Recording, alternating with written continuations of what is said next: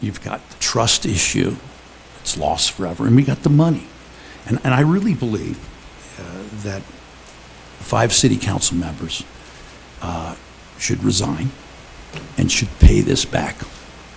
On that, members of Cincinnati City Council get a tongue lashing in court. Council's self-proclaimed Gang of Five were dressed down by Judge Robert Ruehlman today for conducting city business in private. The council members all are Democrats and represent a majority on city council. They are P.G. Sittenfeld. Chris Seelbach is on this Gang of Five. Tamaya Dennard is this lady.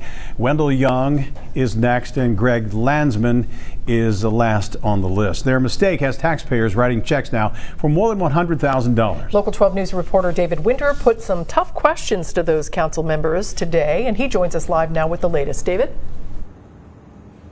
Okay, I mean, we did do our job today. You know, it is these 90 pages of text messages and 400 more pages on top of these that are at the center of this controversy. In today's settlement, these 5 council members, they admitted that they did break Ohio's open meeting law by sending these text messages. In essence, having a council meeting virtually out of the public eye and out of the council chambers. But it was really the harsh words of the judge this morning, that really opened people's eyes. 5 city council members should resign.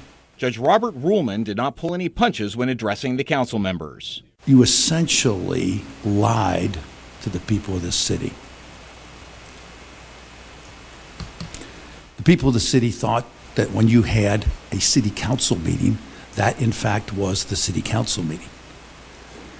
But in reality, it was a charade. While admitting they broke the law, after the hearing, the 5 council members all said that it was unintentional, and no one said they plan to resign or pay back the attorney's fees and fines that the taxpayers will bear.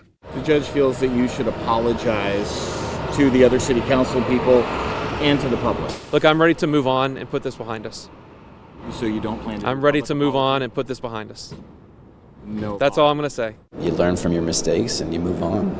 Are you going to resign? No. P.G. Sittenfeld would not go on camera, but released a statement stating, "The important business of the city has been hijacked by politically motivated actions of a local right-wing group and their affiliated law firm, whose goals, put simply, are to cause chaos and enrich themselves." Tamaya Dennard also chose to tweet instead of talk to the media, saying, "My colleagues and I talked with one another through text messages about the political circus that was unfolding at City Hall and how best to achieve a resolution. This was a mistake. There was never any purposeful attempt to deceive the citizens of the city of Cincinnati."